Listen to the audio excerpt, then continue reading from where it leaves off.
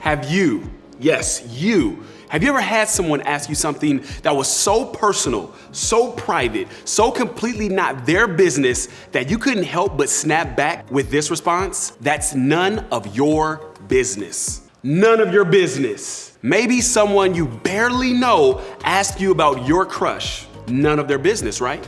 Or maybe you overheard someone sharing a rumor that's going around. Also, none of their business. Maybe your parents wanted to read through your text, or your siblings read through your DMs. That definitely feels like that's none of their business. I remember this one time, me and my buddy Terrence, we liked the same girl, and she ended up liking me, of course, and we actually wanted to go to the arcade together this one time. As I'm getting ready to go to the arcade, I'm getting my best outfit on, all of those things, and then Terrence gives me a phone call. He calls me and says, hey, let's hang out tonight, what are you doing? And this was a moment when I told him, because I didn't want him to know I was hanging out with the girl, that's none of your business. For the next 4 weeks, we're going to talk about one of those things that might make you want to say, that's none of your business. And honestly, it's something that shouldn't be everybody's business. It's something that's personal and private and important for you to choose carefully who you talk with about it. But while it shouldn't be everybody's business, it should definitely be somebody's business because it has the potential to be a really big deal in your life. The topic is sex. That's right. For the next 4 weeks here at church, we're going to talk about sex. It's probably going to make you laugh. It might even make you feel a little bit uncomfortable, but it's also definitely going to make you think. And the good news is that any of those responses are totally okay and totally normal. Let's just be honest. The topic of sex can be pretty awkward. It almost feels like it should be off limits, like it should be nobody's business. And it definitely feels like something that we shouldn't talk about at church.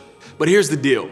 I think church should be the safest place in the world to talk about anything, including the topic of sex. Your friends are definitely talking about it, joking about it, even experimenting with it. But your friends might not have all the answers to your questions, do they? That's why we want to give you a safe place to talk about and ask questions about sex. It doesn't have to be everybody's business, but we do want it to be somebody's business. Somebody who's older and wiser and someone you can trust. I could actually read some of your minds right now. You're thinking, okay, so we're talking about sex at church. Here comes the part where they tell me it's bad and sinful and that I'm too young to be talking about it and I need to stay away from it. And if you're thinking that right now, I understand why. When it comes to talking about sex, a lot of people usually do one of two things. They either ignore the conversation at all costs, which isn't healthy or helpful, or they talk about it in a way that makes it seem negative, a way that makes it seem like you should feel awful for even wondering about it. Here's something we know for certain. God created sex, and God made sex a good thing. He's not embarrassed, uncomfortable, or grossed out by it. That tells us that when we have sexual thoughts, desires, and questions, we're normal. God designed that part of us just like He designed the rest of us. What I'm trying to say is that sex is something He designed for us to experience. But here's where it gets confusing. If sex is designed by God and is good, then why do we hear so many negative things about it? Why do we feel weird or ashamed or scared to even ask about it sometimes? Why does it make us uncomfortable? And what's the right way to talk about it? The Bible actually has a lot to say about sex. Yeah, you heard that right. The first time we get an idea of God's attitude towards sex is at the very beginning of the Bible in the book of Genesis. There we read about the beginning, the creation of all things. So God created human beings in His own image. In the image of God, He created them. Male and female, He created them. Then God blessed them and said, "Be fruitful and multiply." When God told the people He created to be fruitful and multiply, He was telling them to have babies. And how are babies made? Basically, God created people and then told them to have sex. So here's what we can learn from this passage.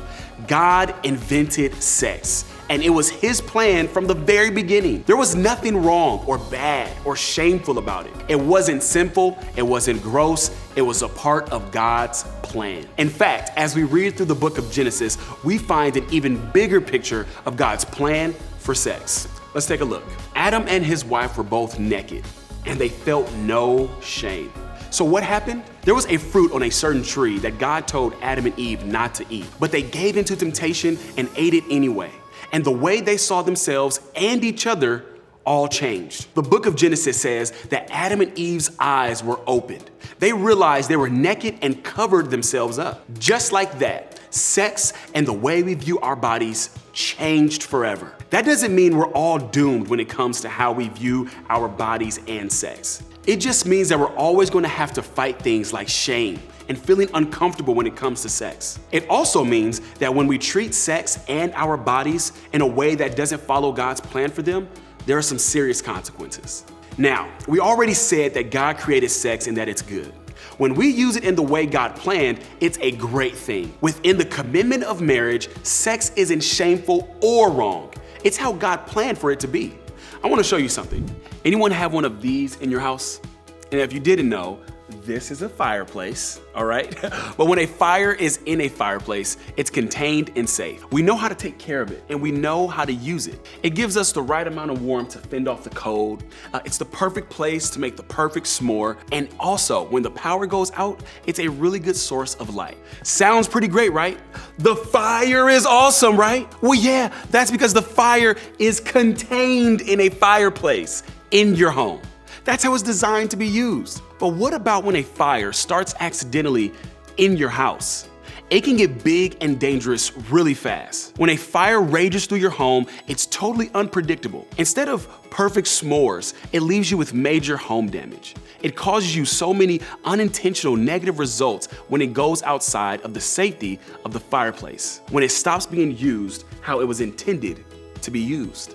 Now, outside of God's plan, sex can impact your life in the same way. It can get out of control really quickly and be totally unpredictable. It can cause a lot of pain for yourself and others, both now and in the future. It can result in outcomes that you didn't imagine or intend. Those consequences can hurt us physically, like with sexually transmitted infections. They can hurt us emotionally, like making us feel that our worth is attached to sex. These consequences can even hurt others if we use sex as a way to get someone to do what we want. Don't forget, God invented sex and it's good. It was created for two people who have committed to live their lives together in the context of marriage.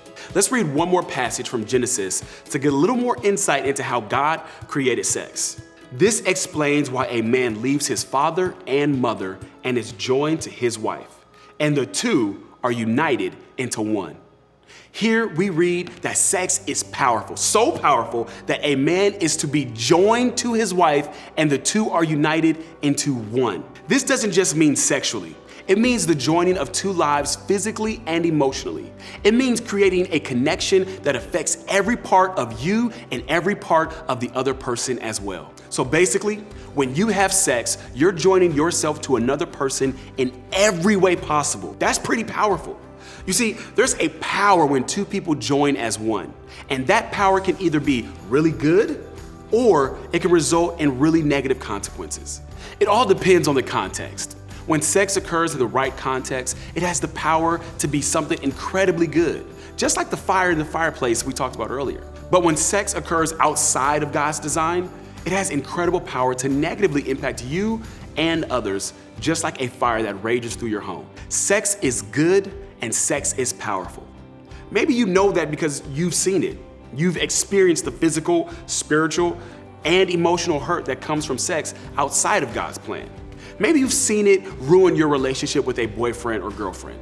Maybe you've seen it damage relationships with friends or between parents or even between God. Or maybe you've been sexually abused or harassed and it has left you feeling all kinds of things that you know God doesn't want you to experience. Now let me pause here and tell you that if you've been mistreated sexually, it is not your fault. God didn't intend for you to be hurt this way, and that's not His plan for sex. He loves you, doesn't judge you, and wants what's best for your life. I encourage you to speak to your small group leader today to help you navigate through your experiences. Now, maybe you haven't experienced the emotional, physical, and spiritual effects that sex has outside of marriage that it can potentially cause. Maybe you or your friends are experimenting with sexual acts outside of God's design, but those consequences you hear everyone talking about haven't really happened. You may not see the negative impact yet, but trust me when I tell you that the negative potential is there.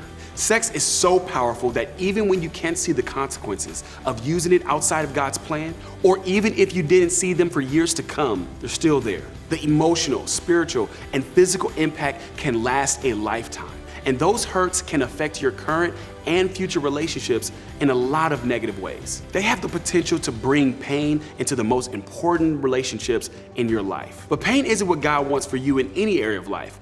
But that's true especially when it comes to sex. God has a plan for your life, a good plan. And when we trust in and follow His design for all things in our lives, including sex, we can know that we're using the things He created for us in the best way possible. Remember, sex is good and sex is powerful.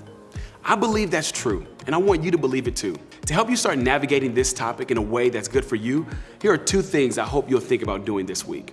Number 1, find someone to talk to about sex. We want each one of you to develop a healthy attitude towards sex. We want to give you a place to talk about it with people who actually care about you. Is it a conversation for you to have with everybody? No. Remember, when it comes to your life, sex isn't everybody's business, but it needs to be somebody's business. So find somebody who loves you, who wants what's best for you, and who will encourage you in this particular area of your life. Somebody like a small group leader, a parent, or an older sibling. Now, secondly, here's what I want you to do this week. Be brave enough to start talking. I understand that talking about sex isn't going to be easy. No matter where you're coming from on this topic, it probably feels like the conversation will be awkward or uncomfortable or embarrassing. But when you take the brave step to talk to the right person, it doesn't have to be. Once you can identify someone who can give you guidance and wisdom and who isn't afraid of your honesty or your questions, start talking to them. Will it be awkward sometimes? Probably. Will it make you laugh? Probably. All that's okay. My hope is that you'll move past the awkwardness because this conversation is that important. Believe it or not, we want you to experience everything that God has created and designed for you to enjoy when it comes to this topic. But we also know that in order to live the life that God has for each of us, we've got to pay attention to what God says about it. We have to remember that sex is good and sex is powerful. And as you head out today, I want you to think about this question. Who is one trusted person I can talk to when it comes to sex? Whew. We did it. We made it through a whole conversation about sex at church. Thanks for sticking with me through this important talk.